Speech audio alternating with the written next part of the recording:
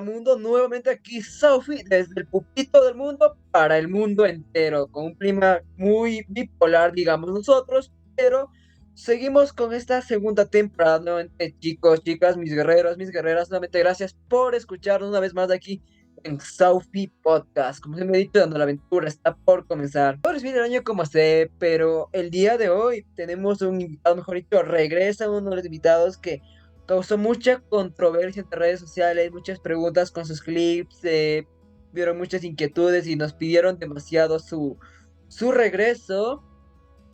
Y con ustedes, damitas y caballeros, tenemos al gran Yandri García. Un fuerte aplauso. Oye, que se prenda todo. Hola, Yandri, ¿cómo estás? Muy buenas noches. Oh, buenas noches, Saúl. Qué buena bienvenida, qué buen preámbulo, qué buena parafernalia para lo que vamos a iniciar, ¿ok? Muy agradable. Se siente un Sí, recibimiento muy agradable.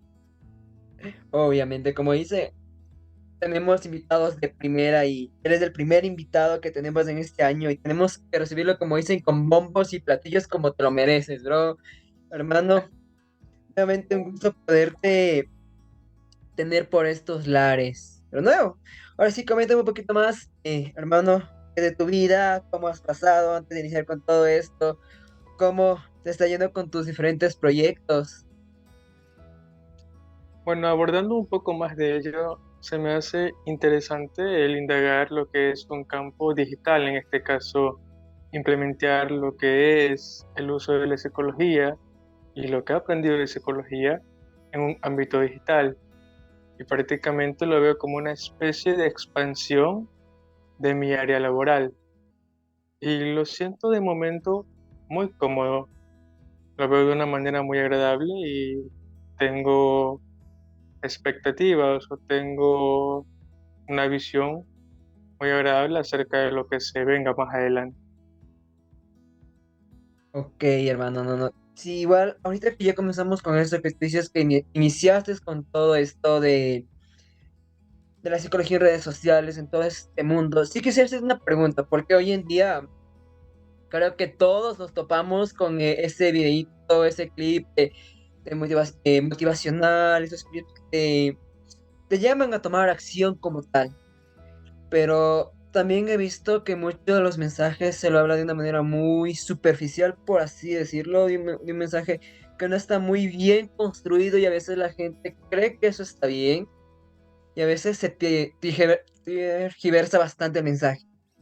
Entonces sí quisiera que hables un poquito acerca de eso, cómo tú catalogas el nuevo contenido que se está. Sabes que hoy TikTok, Reels, de Instagram, hacen que ese contenido se haga muy viral y de hecho la página de Saufi en Instagram se hizo viral por ese tipo de contenido, o sea, clips que he visto que se hacen virales de mensajes bonitos y de esto, pero yo creo que también hay que tener, es un arma de doble filo. Entonces no sé tú, ¿qué opinas con todo esto? Bueno, desde mi perspectiva, logro constatar que a muchas personas les gusta oír mensajes positivos y mensajes lindos con los cuales se logran identificar y logran ver o tratan de ver una salida para seguir con su vida. Pero desde mi punto de vista como psicólogo, como profesional del área de la salud mental, veo en ocasiones que esos mensajes pueden hacer más daño de lo que pueden ayudar a esta persona. Por ejemplo, una que otra vez he escuchado la frase, cambia el que no quiere. Pero esto tiene un trasfondo muy, muy profundo. Y es que, por ejemplo, el hecho de que tú hayas cambiado tales aspectos de tu vida y que la otra persona no, no es del todo su culpa. Debes tomar en cuenta las experiencias que tú has tenido, las personas que tú has conocido, las cosas que tú has hecho. Entonces, la otra persona a lo mejor no tuvo esas mismas herramientas, mismos instrumentos para poder obtener ese despertar de conciencia que genera el cambio. Entonces, son ese tipo de frases que no comparto mucho. Uno de los temas que también ha sido un poco controversial en cuanto a las prácticas que he tenido con otras personas es acerca de la familia. Existe una idea que no comparto del todo, muy enfermiza acerca de las familias. se imparte que la familia es lo mejor, se imparte que la familia lo es todo, que uno siempre cuenta con la familia, pero la familia también ha sido en escenarios el motivo de un trauma para un individuo. Y es penoso, por ejemplo, yo he andado últimamente recorriendo o yendo a otras ciudades, en este caso Guayaquil más específicamente, y he visto a personas que se encuentran en situación de calle, adictos, con niños en brazos, y me da a pensar bastante. Una vez vi una escena que se me marcó mucho y es cuando estaba en el colectivo, y desde el colectivo pude ver como una pareja de consumidores, el hombre cargaba a su hijo y la mujer que estaba al lado le pasó lo que parecía ser una línea y ese hombre se giró a un lado y la inhaló, cargando a su hijo en brazos. Y eso me pone a pensar bastante en lo que le espera a ese infante, en cómo va a obtener una resolución de conflictos funcional si viene de un ambiente que claramente está mostrando una disfuncionalidad en el proceder de su vida. Y es preocupante. Me resulta preocupante porque si lo metemos en el ámbito político en cuanto al rol del Estado, no veo un gran avance. Wow, no, ahorita igual que tú lo pones de esa manera, con la frase que tú mencionaste, no cambia, la gente no cambia porque no quiere, como tú dices, a veces ver nuestro entorno, qué es lo que nos está rodeando, qué es lo que estamos recibiendo como tal de la sociedad. A veces decimos, ya de cada uno depende qué es lo que quiera coger o qué camino quiera dirigirse para cambiar a su propio estilo de vida. Y te puedo decir, de la manera más honesta, no es fácil. O sea, que yo creo que para este tipo de personas, para ellos su mundo, o sea, si se crea desde muy niño de todo esto, como dices, de drogas, prostitución, o en este caso, enseñar a los niños a robar, o todo ese tipo de cosas, te van enseñando, pero ya es algo normal, algo que se va arraigando dentro de cada uno de ellos. Y tal vez decir, sabes que ya pasa el tiempo, conocen algo diferente y después querer cambiar algo, es como dicen querer cambiar, de mi perspectiva, cambiar un árbol que está torcido o un árbol que ya está ya con sus ramas de una manera muy, pues obviamente podándolo, haciendo diferentes arreglos se lo puede hacer, pero el nivel de complejidad que está dentro de eso es algo que la gente no lo ve solo, como dices, es muy fácil hablar, es muy fácil decir, hay que hacer esto, hay que hacer aquello, pero cuando de verdad hay que accionar es donde va el dilema principal de todo esto. Yo, como igual había mencionado en problemas anteriores, yo tengo un problema un poquito complicado, parte mía, es que llevar un mundo de mentiras, de engaños desde muy pequeños, a mí se me hizo muy normal, inclusive mentir, o sea, construir historias para poder obtener un beneficio propio. Y obviamente salir de eso, no me repito, que mi experiencia no fue fácil, no ha sido fácil, obviamente estoy ya tomando obviamente mis terapias psicológicas y todo eso, pero todo también uno depende sí de cómo se está haciendo esto, pero también decía que sí repetiría un poco, me corrige ya Andrés, sistema también de la persona que tan consciente está para querer hacer un cambio en su vida.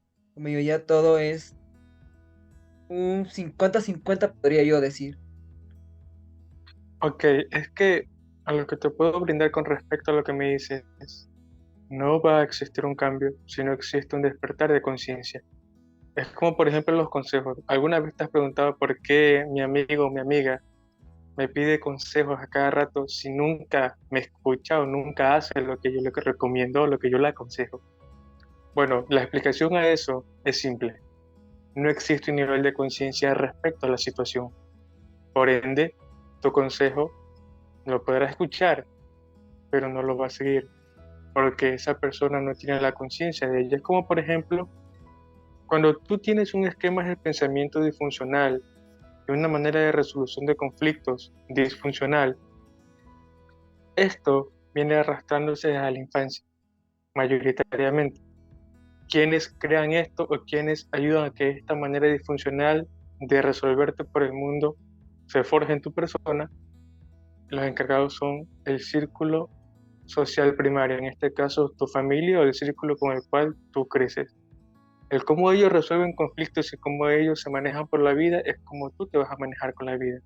Y muchas personas sufren porque piensan que la mayoría de personas o que todas las personas en el mundo se manejan como se maneja su círculo social primario, en este caso su familia, y no es así.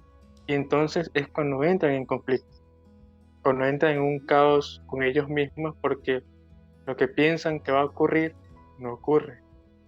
Y es que su familia no es un lenguaje, digamos, eterno o un lenguaje general para todo el mundo.